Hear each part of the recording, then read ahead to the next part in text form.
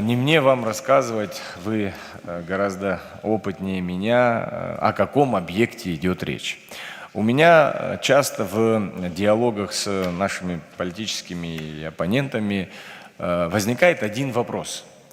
Дорогие друзья, скажите нам, пожалуйста, можем ли мы с вами, люди, высокопоставленные чиновники, силового ведомства, контрольных органов и так далее, сесть сегодня с вами в машину и поехать на территорию данного объекта? Очевидный ответ – нет. Это к вопросу о том, что мы хотим отдать под юрисдикцию иностранного государства такого рода объект.